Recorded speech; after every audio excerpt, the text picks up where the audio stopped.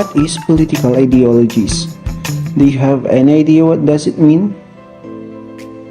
First, let's talk about ideology. Ideology simply means a system of ideas and ideals which forms the basis of economic or political theory and policy. David Jarabsky, a historian and a writer, states that when we call a belief ideological, we are saying three things about it. It is unverified or unverifiable, or it is accepted as verified by a particular group because it performs social functions for that group. What does Jarabsky mean by that? He only explained that every ideology is either accepted or not, since every states have a different perspective in performing in social functions. Now, let's talk about political ideology. When we say political ideology, it is a set of ideas, beliefs, values, and opinions exhibiting a recurring pattern that competes deliberately as well as unintentionally over providing plans of action for public policy making to justify, explain, contest, or change the social and political arrangements and processes of a political community. Hearing the definition, it simply explains that a certain political ideology is just an idea that has pattern which provides plan and action in making public policy and possibly can change the social and political arrangements from what a certain community used to embrace. Niccolò Machiavelli is an Italian diplomat, author, philosopher, and historian who lived during the Renaissance. Now, you are wondering what was his ideology. According to him, religion was a very useful tool for the ruler because religion can be used to get the real objective of politics, which is getting and keeping the power. Let's move forward and tackle dominant ideologies and the ideology of resistance.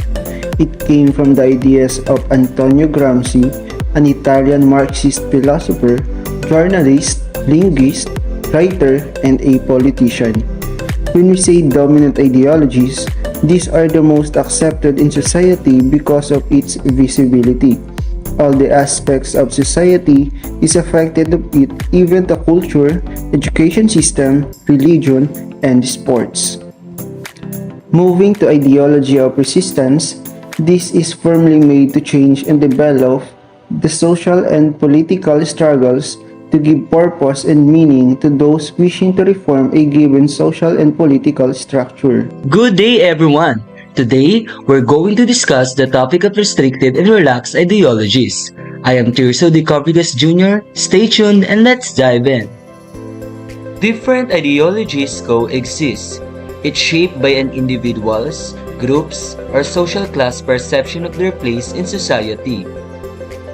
Andrew Hewood, a British political science author, suggests that this perception informs one's understanding of the world and the government's proper rule within it. It would be wrong to assume that, although ideological thinking forms a part of all our waking thoughts, the experience of it and degree or intensity of commitment to a set of ideological beliefs are the same for all the people. One can make a distinction between what might be called restrictive ideological thought and relaxed ideological thought. Restrictive ideologies are a tightly argued body of ideas that logically hang together in a well-constructed framework, as can be seen in the great texts of the ideological tradition that have shaped modern political life.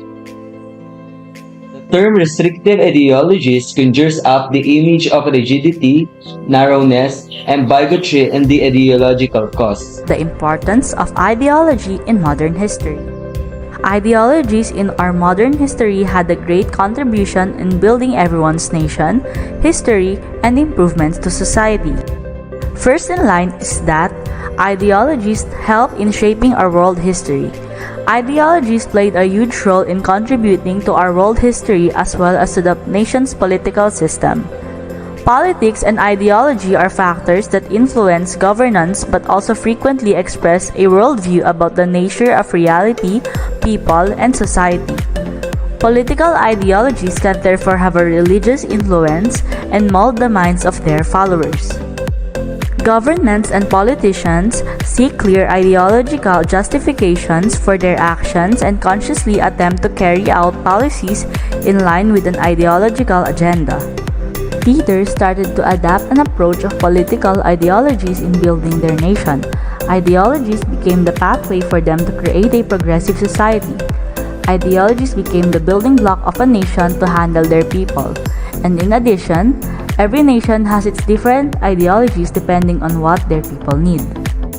Political ideologies started social movements in society. A crucial component of social and political movements is ideology, and because of this, revolutionary movements and change started to begin. People started to make a movement and social change in their society when their rights were neglected.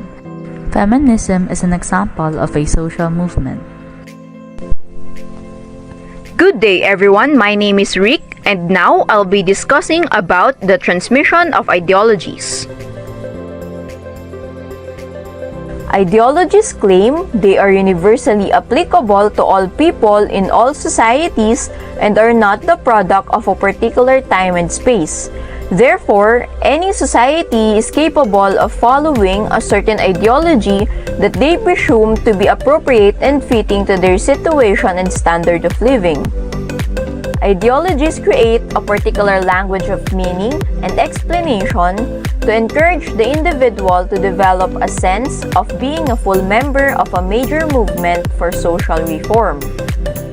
Of course, having a particular language of meaning to identify with, an ideology will be more likely to be patronized by people because they will be able to easily understand how this certain ideology relates to their beliefs and the situation they are experiencing. There are also certain words and images that can act as triggers to stimulate a chain of ideas associated with a particular ideology to encourage solidarity among its supporters and stress the divisions among the supporters of counter-ideologies. Well-made slogans and images to introduce an ideology will be very crucial to the success of the dissemination of the ideology because people will be able to recognize it easily and it can somehow provide a sense of pride to the members who are carrying its images and spreading its words.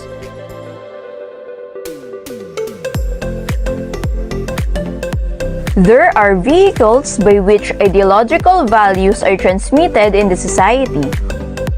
The first and the most important is the family. Of course, as the basic unit of society, the family plays a crucial role in the socialization of new citizens into the ideological values of their society. Parents are the first people to introduce and influence their children to follow a certain ideology that they themselves follows. Children will only be able to decide if they want to settle to the ideology that their parents introduce to them or not when they are old enough to decide on their own. Second is work. Work can also be a vehicle to the transmission of ideologies because workplace is the second environment that people spend the most time in aside from their homes. Work colleagues can also influence a person's ideological inclinations. Third is friends. In terms of friends as a vehicle for transmission of ideologies, politics is sometimes a topic of discussion among friend groups, and talking about ideologies is a matter considered to be related to this. Fourth is mass media. Of course, mass media is the most influential because of its ubiquity. News and social media alike are considered to be a part of a person's everyday life. So, it's not surprising that it is an effective way to influence the people's ideologies. Fifth, political parties. Political parties, especially during campaign season, also spreads and promotes their ideologies to the people to convince the electorate to vote for their candidates. The last one is the other political and social institution. A good example of an institution for transmission of ideology is the educational institution such as schools and universities. The role of ideology in British politics during the Age of Consensus. If we adopt one view of ideology, we find that British politics are profoundly pragmatic, meaning their political and social arrangements are not greatly influenced by ideological considerations. However, if we define the concept in different terms, we discover that in fact, it does play an important role in the British system.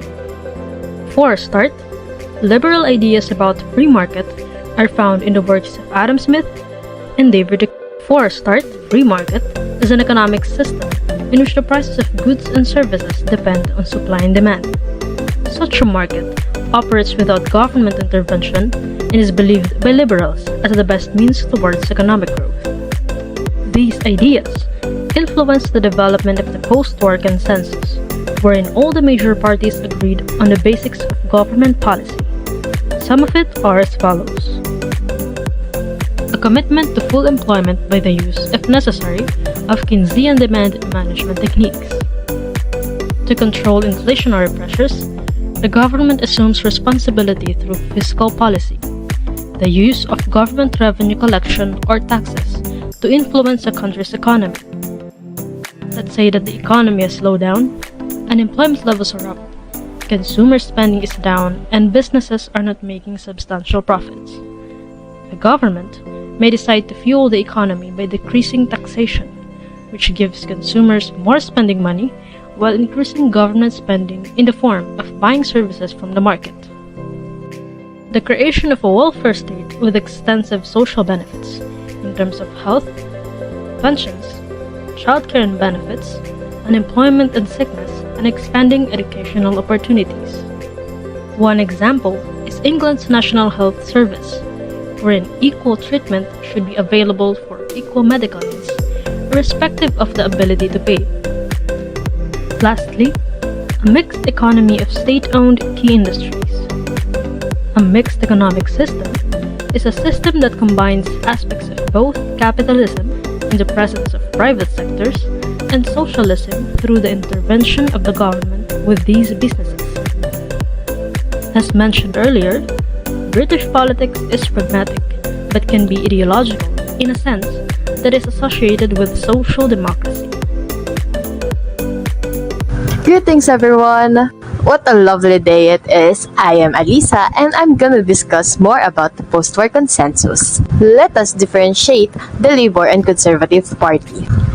These two parties are the most important political parties in Great Britain. So let me tell you three differences of these two. First, the Conservative Party is center-right, while the Labour Party is center-left. Second, the Labour Party is seen as a party of the labor class, while the Conservative Party is considered as nationalistic or patriotic. And lastly, the parties take different stands on taxation and the extent to which state should intervene in the economy of the country. In order to win elections, their pragmatism was based on the affirmation of similar policy goals. As you all wondering, what is pragmatism? Pragmatism is an approach to decision-making that is focused on desirable end result to solving social and economic problems rather than basing on ideological principle. 1945 to the early 1970s is the high point of the consensus. These two parties were opposed to the consensus. The left of the Labour Party wanted greater state intervention and control in society and the economy, while the right of the Conservative Party wanted a massive withdrawal of the state from any areas of social and economic activities. At the moment that consensus politics appeared, it takes effect on the two political parties. Political debate and electoral competition revolved around the system. It became the fundamental of whose party should take place for the improvement of the society and economy with least cost and effect. Now that we know the post-war consensus, let us tackle the challenges in the 1970s. as the year 1970 approached, obstacles challenged the post-war consensus. Rising inflation and unemployment were the two most growing economic difficulties faced when the post-war economic boom came to an end. The challenges affected the trade union membership. The economic decline became more obvious as mining, shipbuilding, steelmaking, textiles, and heavy engineering went into terminal decline, and that is when the trade union membership got affected. By now, you might be wondering, what is trade union membership? Trade union membership is an organization made up mainly of workers. It aims to protect and support the interests of its members at work. While challenges take place, on the other hand, the new service sector and white-collar areas of the economy started to grow.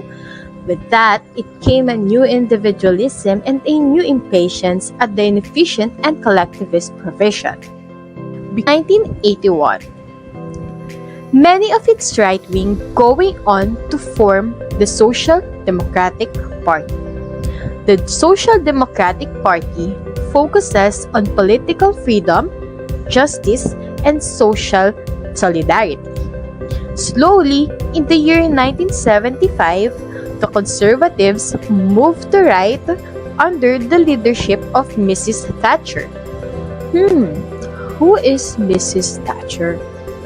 Margaret Hilda Thatcher, also known as Baroness Thatcher, she is the first female British Prime Minister and the longest-serving British Prime Minister of the 20th century. Hi, my name is Umbaña and I'm from BAPS 1-2. So today we are going to talk about the new consensus. A new consensus, the Thatcher and major governments attempted to create a new right-of-center ideological consensus for British politics, heavily influenced by neoliberalism, and to bring about a fundamental shift away from the social democratic consensus. The features included the following. 1. The concept of mixed economy was to be challenged by the transfer of state-owned industries to the private sector, a process known as phagocytation. 2. Corporatism was to be rejected and the role for trade unions and business in formal government economic planning was to be ended. 3. There was strong commitment to market economics as the best means of ensuring economic efficiency and high levels of economic growth. 4. Keynesian economic management was to be abandoned along with a commitment to maintaining full employment. Inflation was to be the major economic dragon for the government to slay by the adoption of free market and monetarist policies. 5. The welfare state was to be challenged with cuts in benefits and entitlements, the introduction of more means testing for claimants, and the introduction of market solutions into the health and education services. 6. The level of taxation on both individuals and businesses was to be steadily reduced as incentives for both to work harder and to take risks and succeed. There were clearly a strong elements of liberalism at work here in the economic policies, and in the stress on individualism, individual choice, and effort. Conservatism raised the role of family, tradition values, patriotism, discipline, and hierarchy. It was even possible to see elements of Marxism in the emphasis on the role of economics in building society.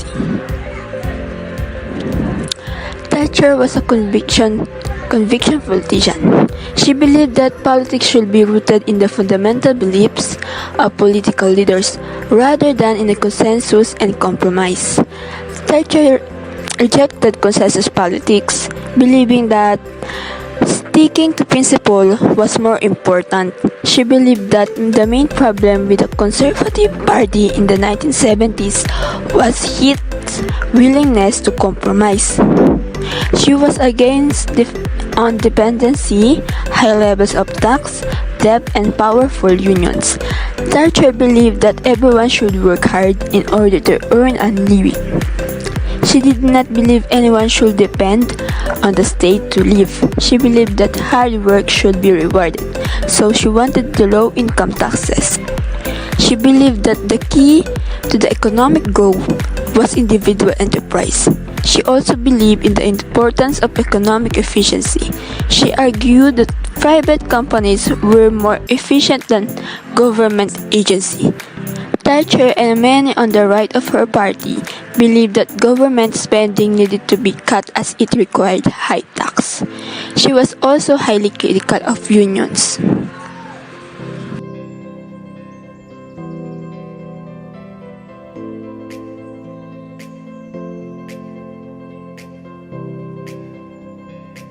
Nationalism. Nationalism is one of the most important forces in modern politics.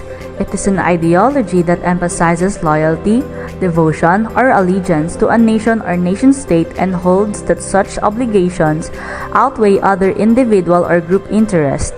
A nationalistic country shares their own beliefs, language, culture, and politics. Nationalism has proved to be one of the most powerful of all political ideologies over the last 2 centuries. And to continue the discussion, there are elements of nationalism, and they are sovereignty of the people, ethnic nationalism, and civic nationalism. Sovereignty of the people. The nation is essentially the same as the people, involving the idea that people are bound together into a group, united in common patriotic identification with the nation.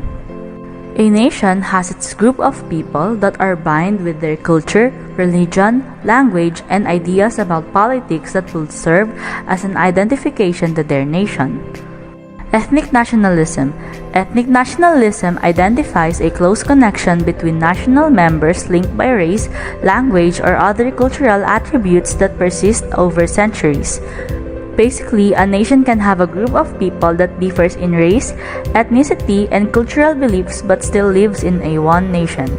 Member of the nation by birth and bloodline, by genetics, and bears an identity that cannot be sloughed off by becoming a citizen of another nation or acquired by choice and filling in an application form. Civic nationalism. It is based on the adoption of shared values by citizens.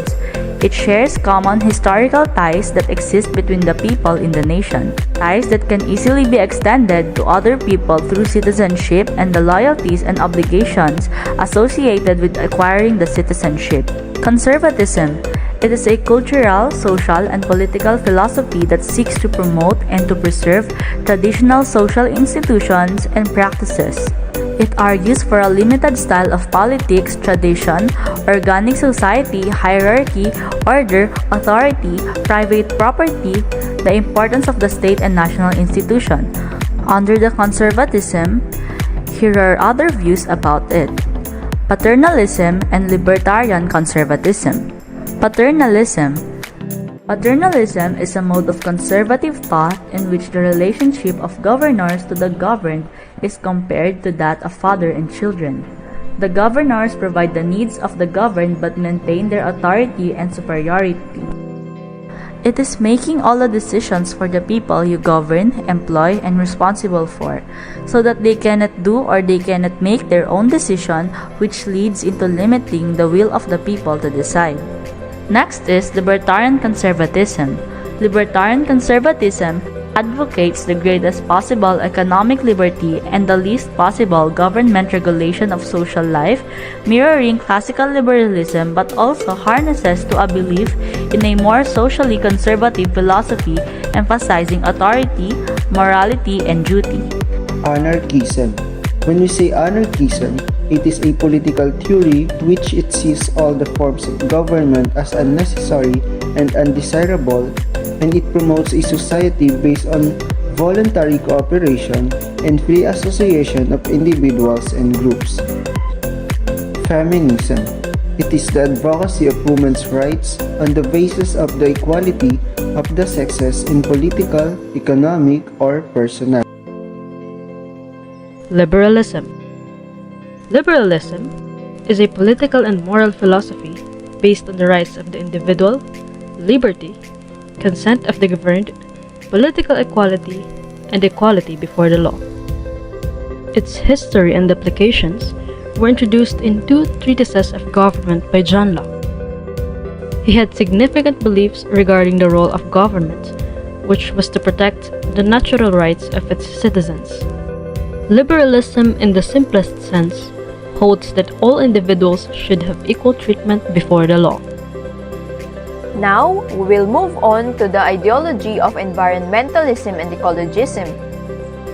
Environmentalism is a political ideology that seeks to improve and protect the quality of the natural environment through changes to environmentally harmful human activities.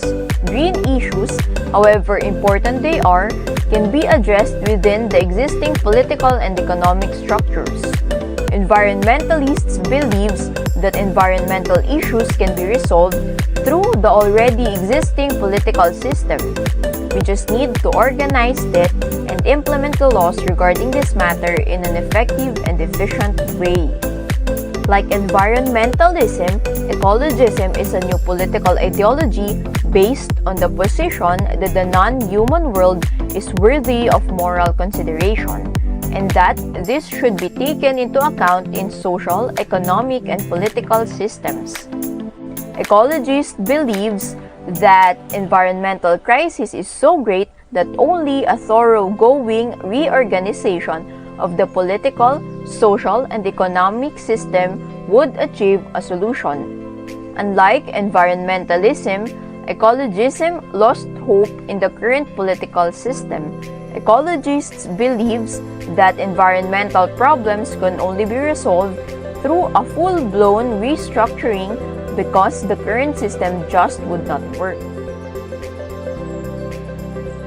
Next is the fundamental themes of ecological perspective. First is the human nature and nature, the well-being of one living species depending on that of others, and in turn contributing to the well-being of the whole biosphere. All living things depend on each other for survival, so we therefore ought to take consideration of each other.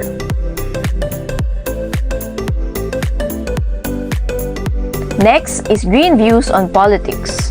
Green political views is not easy to fit into the conventional left-right spectrum. Unlike any other political ideology, green views on politics do not focus on the people, but rather to the environment where the people thrive. So, it cannot exactly fit to the structured political spectrum. However, it can still relate to some ideologies in the spectrum. Example is the Ecologism and Conservatism. Conservatives thought, with its cautious approach to technology, precautionary attitude to change, and the value it accords to the agriculture sector, is closely related to ecologism. In short, the inhibitions to change of the conservative ideology is a perfect fit to environmentalist and ecologist perspective. Another example is the ecologism and democracy, because both believe that everyone should be involved in everything and all living beings can be regarded as stakeholders in the health of the planet. Of course, there are also challenges to ecologist position. The first in line is the intellectual incoherence. Greens are not always consistent about how they understand man's position vis-a-vis the rest of nature. Sometimes they implies man as just a part of nature and has no claims and obligations with it. However, they likewise claims that man has moral responsibility to care for the nature. Next is scientific implausibility. Greens have a record of exaggerating the scale of crisis using sloppy scientific methodology, manipulating statistics, and making downright dishonest use of many scientific reports to create a false impression of environmental disaster. The last one is the practical difficulties. A common sense view of the green version of society is that it is impractical and utopian. The assumption that everyone or all living things will be the beneficiaries and thus the instruments of change leaves Greens wide open to accusations of naivety and living in a fantasy world. What is socialism? Socialism is a left-wing economic philosophy and movement. It is characterized by the dominance of social ownership. Based on the idea that common or public ownership of resources and means of production, it leads to a more equal society. Let me tell you the difference between socialism and communism. Under communism, most property and economic resources are owned and controlled by the state, while under socialism, all citizens share equally in economic resources. Disadvantages of socialism include slow economic growth, less entrepreneurial opportunity, and competition. China, Cuba, and Vietnam are some examples of a country with socialism. Fascism is a political ideology that seeks to create a totalitarian state in which the government has total control over the lives of its citizens. Fascism is characterized by extreme nationalism, authoritarianism, a strong leader, and suppression of political opposition. The fascist state typically controls the economy, the media, and all aspects of society. It's me again, I'm Angel Umbaña and from BAPS 1-2, and now we are going to talk about Marxism. Karl Marx is the inspiration for the social, political, and economic theory known as Marxism. Marxism has historically had a significant impact on how nations are structured, as well as several sociological theories. Marxism has appeared in sociology as technique for socioeconomic study. Sociologists can describe the main power structures in society and look at the influence they have on how members of the society perceive those structures by employing Marxist methodologies. According to Marx, a good's value is determined by the amount of work required to make it. The labor theory of value is what this is. According to Marxism, there are two social classes, the proletariat and bourgeois. Marx claimed that the bourgeois they benefited financially from the proletariat's labor. In addition, the possession of the means of production, everything required to generate products in society, distinguishes the bourgeois from the proletariat. The proletariat becomes alienated as a result of their incapacity to exert creative influence over the job. So, the goal of Marxism is class equality through economic revolution. According to Marx, everything in history can be explained by economic struggle between government and workers. According to Marx, evolution is not biological, it's also sociological.